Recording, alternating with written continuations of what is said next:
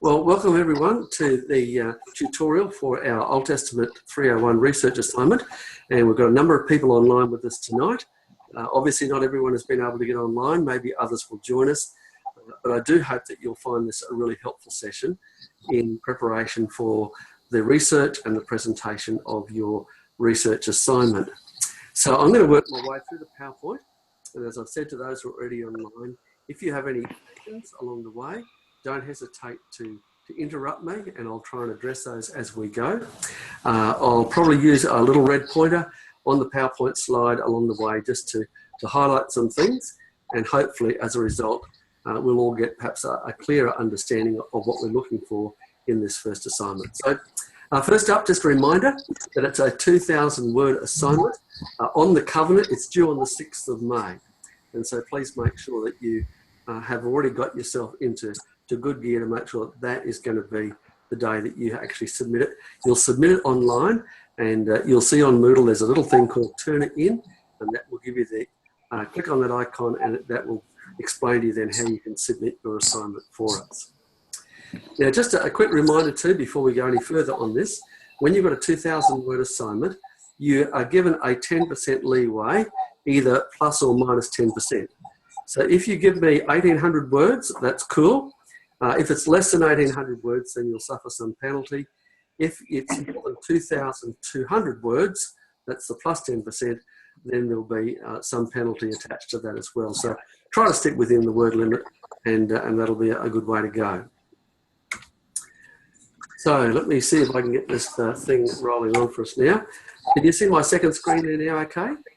Yep. Okay, so first thing you're going to do is, when it comes to your assignment, you're going to want to look very carefully at what is actually asked for in the question. And you'll note down the bottom, I've got a little highlighted box there, just to remind you that because this assignment now is over 1,500 words, it's 2,000 words, you are required to provide an abstract. Now, I'm going to talk a bit later about the abstract as well, but by this stage you should have already downloaded a copy of the student assignment guide, which is under student resources on your Moodle site. And that is a document that you really need to make sure that you've read through carefully. It will provide good information about how to write an assignment, about how to use referencing, but it also provides you with a template for setting out your assignment, including a title page. And we'll talk more about that too as we go on. Okay, so let's look more closely at the question itself. The key part of the question is also, as you can see there, it's about the Mosaic Covenant. Now, you won't mind if I keep looking to my left, because that's where I've got the secondary screen that you're looking at. And so the assignment topic reads, looking at the relationship between God and Israel, found expression in the Mosaic Covenant, given by God at Sinai and rehearsed on the plains of Moab, as recorded in the book of Deuteronomy. Now, of course, we haven't done Deuteronomy in class yet, but that is module number 8. G'day, Stu, how you doing? That is module number 8, and I've already got that up online, so you'll have opportunity to get stuck into that one over this study break. There you go. But having the initial start of the assignment question there, I've then divided it up into 5 basic units that I'm looking at you covering off in the assignment. The first is to consider the Mosaic Covenant in terms of its relationship to the Abrahamic Covenant. And if you can see my little notes over here to the side, whoops, I went too far there. Back it up, Peter. Oh, I'm getting myself a little bit tricky here. Hang on. That's where I'm supposed to be. All right. So if you look at the comment over to the side here, can you see that red pointer there? Yep. Okay. Yep. When it comes to reviewing the relationship between the Mosaic Covenant and the Abrahamic Covenant, what I want you to be doing is to look back at the Abrahamic Covenant. Remember the covenant that's given to Abraham initially in Genesis chapter 12, and then repeated at least twice more to Abraham, and of course that covenant that flows on to Isaac and to Jacob. We've already talked a bit about those in class. But you're going to want to go back to look at the Mosaic Covenant. And I'd like you to be thinking about what elements of this covenant find expression in the Mosaic Covenant. That is, what elements of the Abrahamic Covenant find expression in the Mosaic Covenant, all right? And so you're going to be needing to try and get your head around, well, what is at the heart of the Mosaic covenant? And so in your research, you're going to need to be doing some digging to get your head around what's at the heart of the whole of the Mosaic covenant. Now, this will become explained a little further when we look at the book of Deuteronomy. And I've also got module number 9 up on Moodle for you now with a whole bunch of resources that look specifically at this whole question of the covenant. And so those 2 modules, 8 and 9, will be very helpful to you as you try to tackle this assignment. So what elements of the covenant, that is the Abrahamic covenant, are found also in the Mosaic covenant? What similarities and perhaps what dissimilarities do you see between the 2? And so it's worth having a think about those. Clearly, it seems that the Mosaic covenant flows on into, the Abrahamic covenant, I beg your pardon, flows on into the Mosaic covenant. But the whole question is, to what extent does it flow on? What are the elements of it that's over? In what ways is it similar? In what ways is it perhaps different? All right? So there's just some leading questions for you to get thinking about along the line with that part of the assignment.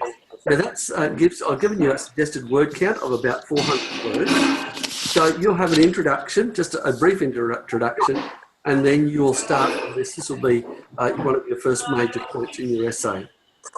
I'll set that out for you a little more clearly as we go on.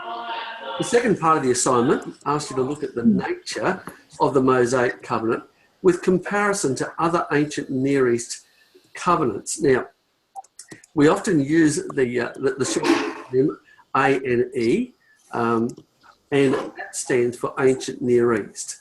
And the fact is that around the time of the Mosaic covenant, there were also a number of other significant ancient Near Eastern forms of covenant, which in many ways look rather similar to what we find in the Mosaic covenant. Many scholars, and you'll see that I've made a little note out here to the side, many scholars have highlighted the similarities between the ancient suzerain vassal covenant and the Mosaic covenant. Now, the ancient Near Eastern suzerain vassal covenant was basically a form of covenant which followed a very almost rigid and strict outline, and it was used quite commonly in the ancient Near East. And you'll find lots of information about the suzerain vassal covenants. I've got a lot of it up there under module 9 on resources, and I've got some videos there also. But in your further reading, you are bound to come across things that actually look at some of the similarities and maybe some of the dissimilarities between the Mosaic covenant and the ancient suzerain vassal covenants. And so as you're doing some research into that particular thing, I want you again to be thinking, in what ways is it similar? In what ways it might be different, all right? And so as you're trying to investigate some of those things, as you see similarities, you want to be able to make it very clear as to what those similarities might be. If you think similarities, then you need to explain what they are and illustrate it from the text and from other books that you've read or information that you have concerning certain covenant. All right, all good to go still? Yep. Okay, let's go on. The next part is looking at God's commitment to his people. Now, particularly when we get to the last part of Deuteronomy, in Deuteronomy chapter 28 particularly, we find God lays out very clearly his commitment to his people, a commitment to bringing blessing where the people are obedient, but at the same time there's a commitment also to bringing curse when the people are disobedient. And so it's really worth looking at God's commitment. At the end of the day, it seems that God is going to be committed to his people no matter what. But there's also some stern warnings in it all for God's people. And so I want you to be able to have a look at that and, in one sense, to clearly outline what the commitment is that God makes to people under the Mosaic covenant. Perhaps in the book of Deuteronomy, we find the clearest articulation of this covenantal relationship that God enters into. In many ways, what we have in the book of Deuteronomy is this second giving of the covenant law to the new generation. The first generation came out of Egypt. They went down to Mount Sinai where God established his covenant with them and then gave instructions for the building of the tabernacle and the priestly order. And after all of that time, down there at Mount Sinai, well over a year. They finally start heading off toward the promised land. And you'll recall that when they get to Kadesh Barnea, they refuse to go in and then spend ostensibly the next 38, 39 years wandering in the wilderness before finally entering into the promised land. But before they do, Moses is going to reiterate the terms of the covenant to the new generation who has grown up, because all of that older generation has died off during the years of their wilderness wandering. And so this is, in a sense, the second giving of the covenant promises and the covenant law of God. The next part of the assignment is to look at Israel's responsibility to God, and again looking for about 400 words, just trying to get a clear sense of what is it that God actually expects of his people. Now again, you'll find some good material for all of this in Deuteronomy chapter 28, and it comes in the form of God's promises of blessing, but also his promises of cursing if the people don't obey. But as you read through some of the material on the Mosaic covenant, hopefully this will become clearer for you too along the way. Now, Andrew, I think you were asking a question about the last part, the conclusion. Is that right, Andrew? You with me there? I'm just trying to... Yeah. I can hear your voice, can't see your face, but I believe you're there. Okay. Yeah, no, it's fine. Okay, that's good. So the last part says, conclude with a 300-word consideration of the implications of the Mosaic covenant on our contemporary understanding of what it means to be the people of God. Now, of course, in terms of the covenant, God was calling Israel out to be his own special people. And we see that right back in Exodus chapter 19. And this whole idea of being a holy nation of people who belong to God, a kingdom of priests, and all of that sort of implication is carried right over into 1 Peter. And Peter talks in very similar terms about what it means to be the people of God. And so here, in your consideration, in your conclusion, you'll need to make a contemporary application of what the Mosaic covenant teaches us about what it means to be the people of God. What are the demands and expectations that God has on his people? Well, perhaps one of the most clear and obvious ones that comes to mind is that God's expectation is that his people will be a holy people, a people who have, in that sense, separated themselves for God, a people who are distinctly God's people, even though they live in this world and amongst the people of this world, they are still very much a separate people, separate unto God. And so I'd like you to give some consideration for, in one sense, tying together the stuff about the Mosaic covenant and saying, even though we are not living under the Mosaic covenant, because now we live under the new covenant, don't we? And that was the whole purpose of Jesus coming, to fulfill the promise that was given later on in Jeremiah 31, that one day God would establish a new covenant with his people, a covenant which would be etched upon their hearts. But nonetheless, in this new covenant, they will still be regarded as the people of God. And so I think there's some valuable lessons for us as we look at the Mosaic covenant. Obviously, under the terms of the new covenant, we don't need to make sacrifice for sin anymore, do we? Because the once for all perfect sacrifice has been made, and that is Jesus Christ. But notwithstanding that, I think there are nonetheless some valuable lessons for us to take in about what it means to be the people of God, even under the terms of the new covenant, this covenant of grace. Is that helpful there, Andrew? Yeah, yes, Pete. That's good. Okay. All right, that's good, mate. Well, I'll go on, and if you have further questions, we can come back toward that at the end in any case. Now, the last thing to note there again is that because this essay is over 1,500 words, you are required to provide an abstract. So when you do an abstract, this is on the second page. Your first page is your title page, and I'll show you what that looks like in just a few moments. The second page then will be an abstract. And this is what an abstract is. It's around about a 150 word to 200 word maximum summary of the overall content and flow of your essay. Now, a lot of people get an abstract mixed up with an introduction. An introduction doesn't tell me the whole story. It leads me into the story. The abstract gives me an overview of the story. And so when you provide an abstract, you're going to basically just be telling me in a brief single paragraph, what is this essay about and where is it going? And so that's the basic design of an abstract. And in your abstract, you're not going to have any references to external sources or anything like that. You are just telling me in a very succinct fashion, what is this assignment all about and where is it going to go and land? That's distinct from an introduction. An introduction draws me into the subject matter and basically tells me where I'm headed. It doesn't tell me the whole story. Give me an overview of the story. Does that make sense? Yeah. Okay, let's go on. The next part in the way that we have set up the assignments is that we always then provide a list of key assessment criteria. And these are the things that you'll need to keep in your mind as you're addressing those various parts of the assignment question. And so the assessment criteria go to such things as a technical understanding of the covenant between God and Israel.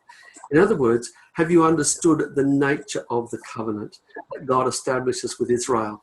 There's a couple of key terms that you'll perhaps be wanting to be thinking about in this regard. Is the covenant that God establishes with Israel a unilateral covenant? In other words, a covenant which is it's all based upon what God does? Or is it a bilateral covenant which is actually determined by an agreement between two people? It's an interesting thing because when we look at Abraham, the Abrahamic covenant, God in one sense doesn't actually give Abraham much choice in the deal. God just tells Abraham, I'm going to bless you, I'm going to make of you a great nation, I'm going to give you a land, and through your descendants all the peoples of the earth will be blessed. But when we come to the Mosaic covenant, we find that God makes a whole suite of promises, but he also makes it very clear that he's wanting his people, Israel, to actually meet him in this journey. And so there's some interesting things to be considered in all of that as well. The next is a technical understanding of covenants of the ancient Near East world. And in particular, I'll be expecting that you'll demonstrate some understanding of the fairly rigid and ordered format that is so often associated with the suzerain and vassal covenants. The next thing is a complete understanding of God's commitment to his people. And so you're going to need to be able to demonstrate from the text, not necessarily by quoting huge reams of the text in your assignment, but by certainly giving reference to the scriptures to make it very clear what God's commitment to his people is. And then also by providing a proper understanding of Israel's responsibility, their reciprocal responsibility to God under the terms of the covenant. And then, of course, a list of references indicative of appropriate research. And so I'm suggesting to you that means at least 4 meaningful academic references. But when I say at least, what I'm really saying is if you want to pass the assignment, then I want to see at least 4, all right? What I find is that so often with an assignment like this, most students will come up with so much more than that. Many students come up with a dozen, maybe even 20 different references in their assignment, okay? So 4 is basically the minimum, and you'll see that it's due there on the 6th of May. All right, any questions now before I go on further? Yes, I do. In regards to the references, do they Yes. do references that are referred to in the essay, or can they be not referred to in the essay? Do you know what I mean? Okay, good. Yeah, very good question. But they're Look, actual as a general rule, and I know that in some places they say, look, whatever material you've read in preparing for this assignment, put it in your references. I prefer to say, look, whatever references you've actually used in your assignment, that you've demonstrated that you've used. And so if you, and indeed in some cases, you may just write a sentence and give a reference to a particular author, year and page number without giving me all of the details. It won't necessarily be a direct quote, but what you're doing is that you're demonstrating for me that these thoughts are being gleaned from a particular author, in which case it's perfectly legitimate to put it in your list of references. Does that make sense? Yep. Yes, it does. Thank you. Okay. So the next thing, where do you start in your research? The first thing I'd say is make sure you read your textbook. Make sure you read chapter 9 on Deuteronomy, and the secondary part of that heading for Deuteronomy is restoring the covenant.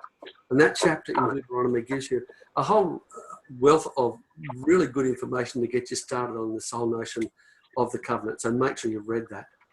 The next thing is have a look at the additional resources under Module 9. And I've got them there on the screen for you.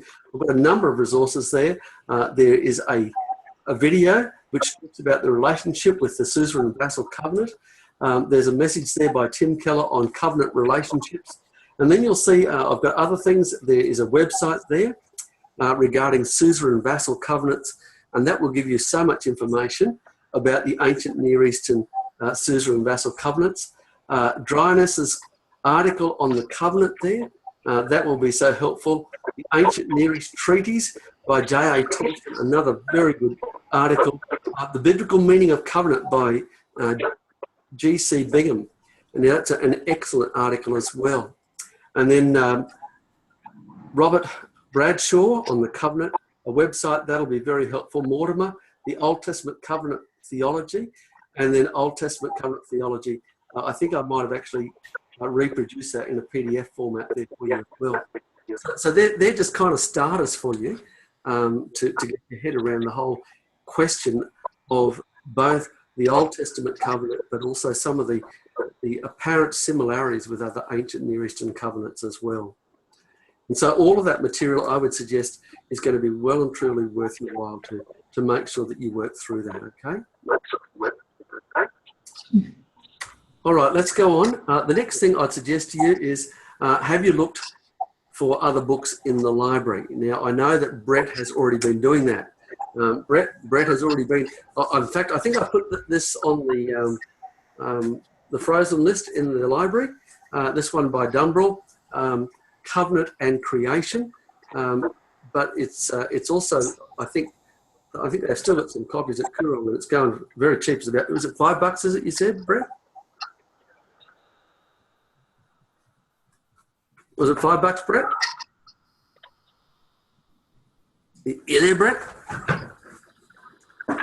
No? Okay. Yeah, right, $5. $5. Mate, you got ripped off. I got mine for $3. How's that? Oh, mate, how good is that? All right. So, look, but it's worth checking in the library to see what's there. Now, when you go to check in the library, the sort of thing that you'll do is that you'll begin to type into the search bar in the library, Old Testament Covenant. And when you do that, you'll probably see a range of things that will come up. Now, let me see if I can just quickly get myself out of this at the moment. Oh, I didn't do that very well. Let me get out of here for a moment. You can see that. Let me take you to the library. Can you see this now, where I've got the library screen? Yep. So I started to type in covenant, and so that covenant and promise, covenant and conversion, covenant and salvation, covenant and eschatology, covenant and creation. And so if you start typing in some key words like that, you will find material in the library. So let me just go to this one here on covenant and creation. I'll click on that, and then you'll immediately see, oh, that's the book that Brett was holding up for us there. So you'll see that. But there'll be other books as well about the covenant that you can begin to go to. The other good place to look is just on some of those general introductions to the Old Testament. Most books that provide a general introduction to the Old Testament, a little like our text. Oops, I just dropped stuff everywhere, but you didn't mind that, did you? Okay, so that's our textbook. I mean, obviously in chapter 9, there's a good deal of stuff there about covenant. If you go to another book like Temple Longman and Dillard, an introduction to the Old Testament, you'll find in that there'll be some good material on covenant as well. And so those kinds of books in the library are really valuable books to resource. A general introduction to the Old Testament, or indeed a general introduction to the book of Deuteronomy, will probably give you some really good fuel to ignite that assignment writing stuff for you. Okay, let me continue on with this now and see how we go. All right, so you're clear about that in terms of library searching. The other thing is, have you tried to find other books online? Now, when you try to find other books online, what you will find is that you start to type in just a general thing on Old Testament covenant or Mosaic covenant, and you will begin to find a whole raft of books. And so I've just typed in the Mosaic covenant, and you'll see there that it immediately begins to come up with a list of books. Now, what you'll find is that in many cases, the books that you are looking at, and so under my Google there, you'll see that I have, I've clicked on the books icon, so that's what I'm looking under.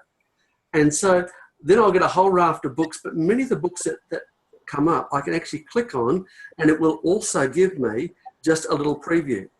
Often a preview of the content of the book, and even just in surveying the preview, there are many times that you'll be able to actually perhaps open the book and type in Mosaic covenant or ancient Near Eastern covenants or suzerain vassal covenants, and if there's anything in that book about it, it'll come up and tell you, and it'll take you to the page very often. And so rather than having to buy the whole book, you'll actually be able to glean elements out of the book that will be really useful. Okay? That's a really handy trick, particularly for those who are studying at distance and can't easily access the Maven library here. That's very clever. All right, well, that's good, because, I mean, they're just little tricks, but can be very helpful in just finding other material to get your head around what you're looking for. The next thing is, have you searched on EBSCOhost? Now, EBSCOhost, we have that's a part of our library suite for the college, and so that's the site at which you'll access EBSCOhost, and this PowerPoint that I'm using, actually, I've already put up on the Moodle site, so you can go back and get a hold of it for yourself. But if you go to EBSCOhost, search EBSCOhost, you'll come up with a screen like this, and all you need to do is type in for our user ID, Malian College, just as I've done there. And then if you type in the word welcome, all lowercase, and hit login, you'll then get yourself in. You're right there? Now, once you've logged in, this is the point at which you want to actually access the EBSCOhost. So you'll come up with a screen like this, click on that icon, and when you have, then you can begin to start your search. Now, the sort of thing that you can do is here, under the selector field, you can just type in Mosaic covenant, Old Testament covenant. You could be looking for something at ancient Near Eastern covenants, whatever it is. But the other thing to do is to make sure that you click on this icon here for a full text. Otherwise, what will happen is that it will bring up a whole lot of journal articles, but not necessarily give you the text of the article. So if you click on this, what you're saying is the only articles I'm interested in are ones that I can actually read. And these articles will come up for you in the form, usually of a PDF document. So let me just see if I can actually take you back to that for a moment and show you what that might look like. Whoops, let me go out of that. I'll pull this guy up here. EBSCOhost, where have I got him?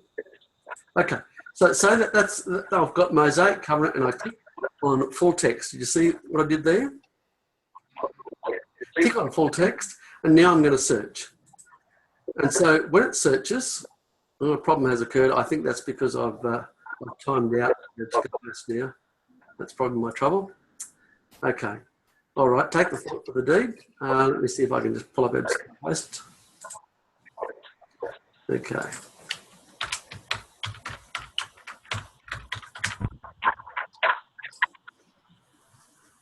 Welcome.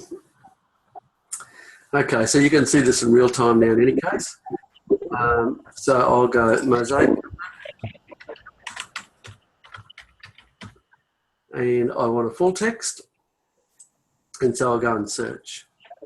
Now, you'll see here I've got a whole bunch of results. Now, as I'm going through these results, what I want to do is to scan through the topic to see if there's something that sounds like it's resonating with what I'm looking for. Reflections on the Mosaic covenant, an eternal covenant, that could be interesting. So just say, I thought to myself, and you'll be able to go through, if you go down the bottom of the page, you'll see that there's a whole lot of pages concerning the Mosaic Covenant, all right? This will be an interesting article here, the cessation of the Mosaic Covenant.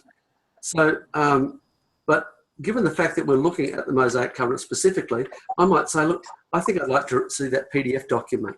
So I can click on that. And wait for it. The PDF document should come up. And so there's the PDF document. Now, what I suggest you do is to actually save the document, and then you can actually download it or just simply scan through it and read it. Normally what I would do with that kind of document is I would begin to work my way through and just see if I can find some of the major headings. I've got myself 20 pages into that already. See if I can pick up some of the major headings of where the document's going, and that will give you a sense of whether this is going to be of value to me, right? Does that make sense? Mm-hmm. Okay, so let's go back to our PowerPoint for a moment. So that's how you search EBSCOhost, but I would suggest that that's a really valuable resource for you as well.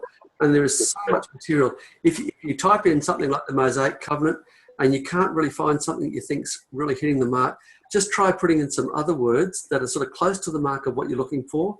You might want to put Old Testament covenant or something like that, and just see if there's a few other ways that you'll actually be able to pull up articles that might be of some relevance and interest. Then, before you get too far into it, make sure you go to Student Resources on the Moodle site, and then under heading number 4, you've got the Assignment Writing Guide. And I suggest that you certainly have a look at that. When you get into the Assignment Writing Guide, there is a Student Assessment Guide for 2016. You really ought to already have that document downloaded and kept somewhere. And as I said, that's got really important information about how to go about writing assignments. It also has the template for the assignment. But if you just want the template for the assignment pro forma and title page as a Word document, you can click on that icon as well. There's other helpful things there. Assignment writing, frequently asked questions. There's examples of essay annotation. There's videos there, video tutorials. And so there's actually quite a deal of really helpful information there. And sometimes I find students will come and they're asking me all sorts of questions, and I think you really should have had a look at this stuff first. You know, it was there for you. That's why it's there, to help you out. So if you're feeling a little uncertain about writing essays for the first time, spend some time. Even set aside, half a day somewhere where you can actually sit down and work your way through those materials. They'll be of enormous benefit to you. Okay, any questions on that? No? Okay, let me go on. So your title page, it'll come up something like that. And on the title page, of course, you'll be expected then to fill in your name, your ACT number, the code for this unit, which is OT301, the lecturer's name, the due date, the submission date, and of course your submission date has to be by the due date. If you're not going to get it in by the due date, you need to then also go online to the Malyon website and put in an application for it to the academic dean. There's no guarantee that he'll grant the extension, but that's the best way to at least tackle it. Then the word count, because it's a 2,000 word assignment, your word count should not be more than 2,200, but it shouldn't be less than 1,800. Remember I said you've got a 10% leeway either way of the assignment mark, of the assignment word length, I beg your pardon. Then you need to give us a title. Now, I've just given a title there, the Mosaic Covenant, Comparisons with Ancient Near Eastern Covenants and Contemporary Implications for Today.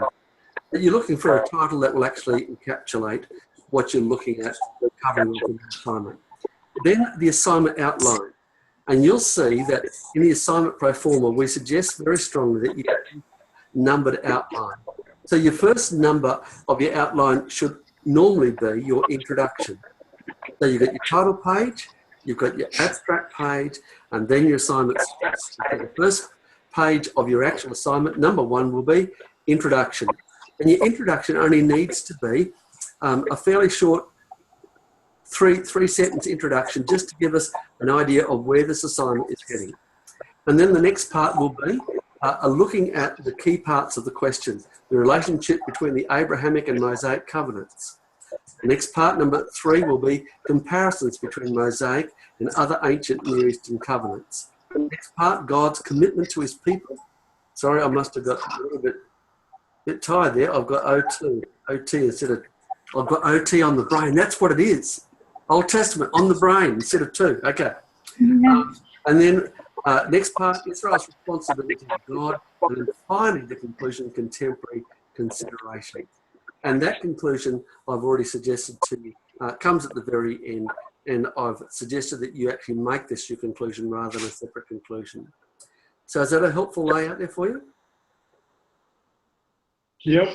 Okay, I see some heads nodding. This is good. The last thing is you'll need to make sure that in providing your list of references that you actually take careful note of a couple of things. First of all, the danger of plagiarism. Now, if you go through the student assignment guide, you'll find out very quickly what plagiarism is if you don't know. Plagiarism is simply where you take the words of another author, whether it be from a text, from a website, or some other electronic format, and you simply take their words and put them in your assignment without acknowledging them. If you acknowledge them, if you give a direct quote, but you acknowledge the source that it came from, that's not plagiarism. But to take someone else's work and simply inject it into the assignment as if it was your own words, that's plagiarism.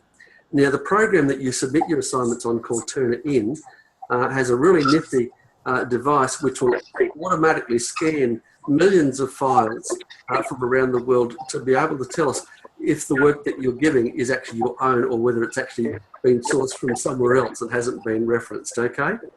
And most universities are using this program called Turnitin these days, which very quickly will determine what the sources are if you haven't been acknowledging them on the way through. The other thing is that then opens a whole question of referencing. How do I properly reference other people's work? And that's contained, all of that information contained in pages 11 to 3 of the student assignment guide. And that's a really helpful piece of material there.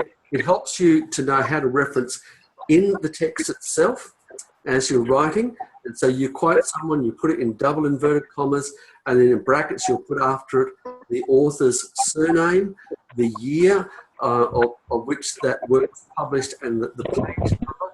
But then at the very end, the last page of your assignment should be your list of references. This is always on a new page at the very end. And there is a proper academic process for setting out your list of references. It starts off with the surname, initials, the year that the work was published. If there is a particular title to the work, as in this case with F.F. Bruce, the wisdom literature of the Old Testament, those are in double inverted commas. The actual name of the book is usually then put in italics, New Bible Commentary. If it's a second, third edition or whatever, there's then a requirement to indicate what that is. If there are editors, that's required. And then the city in which it was published and the publishing company. IVP is a very popular Christian publishing company, InterVarsity Press. The other thing to note is that the list of references appear in alphabetical order of their surname, not in the order in which they appear in your assignment. And some people immediately think, oh, I've got to put it in the order that it appears in my assignment. That's not the way you do it at the very end. At the very end, it's in alphabetical order of their surnames, and then after that, the rest of the detail. And you'll notice here that we typically indent the second line of a reference, and that just simply separates it from the next references to follow. Now, has that all been helpful to you? Whoops, I'll transfer the screen back over here so you can see my happy smiling face. So can you see my happy smiling face now? Yep. You can. Oh, this is good. I hope it's good anyway. All right. So I'm really hoping that that's been helpful. But now there's opportunity if you want to ask me any questions before we go. Pete, you there? Yes, I'm Hello. here. Pete, you know, when we're doing our references, do we have to have the letters at a different size than the normal reference, than the more normal assignment? You know what I'm talking about? So you're normally looking at using, I think the assignment guide says 11-point font. Yeah. And your list of references, you just do it in exactly the same font. That's 11. So I would normally go Arial or Calibri for your font. So your assignment guide will actually give you the detail of that as well. And it'll give you some good instruction about the size of font to use. But your references should be basically the same as the rest of your assignment. Yeah. Okay. Any other questions there? Just wondering, Peter, do we need to do any footnotes? Okay, so the assignment guide will basically point out that our usual process is that referencing is what we call in-text referencing, not footnote referencing. And Okay. so different institutions, some institutions prefer footnote referencing, and so I find sometimes when I'm writing journal articles that the particular journal that I might be writing for will say, look, we want all your references as footnotes, and so then I need to do that. But the preferred approach here at Malyon is that we have in-text referencing. The only reason that you would then use any footnote is if you felt there was need to give a further explanation to something that wasn't necessarily a direct reference to an author. And so sometimes I have students who write an assignment for me, and there may be a few footnotes throughout the assignment if they feel that there are things that just need clarifying. And my only suggestion is that's very acceptable, but just be careful you don't end up going way over your word count by just packing mountains of stuff into footnotes, if you understand what I mean. Yeah. All right. Okay. Okay, any other questions? Yeah, Peter, can I just ask, can you just remind me if the abstract, the 150 to 200 words, is included in the word count as well? No, the abstract is not included in the word count. So your word count will be from the start of your assignment, your introduction, to the end of your conclusion. But the bracketed portions in your assignment where you make reference to another author, and so you put bracket, and then you will type their name, the year, comma, and then the page number and close bracket. That's all part of the text of your assignment, and that's included in the word count. Yeah. Yeah, thank you. All right, any other questions?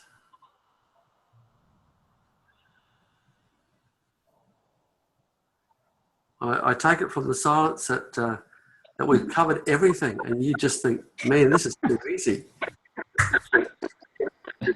We'll wait and see. We'll wait and see. Well, I mean, the beauty of this is that I've now recorded it. What I'll do is I think I will stop recording. If I can find this now, I'll stop recording. And that way we'll just say goodbye to all of those who weren't able to join us tonight. I'm trusting this has been a really fruitful exercise for you. And you'll have just so much fun and such extraordinary blessing too as you write your assignment on the covenant. God bless you.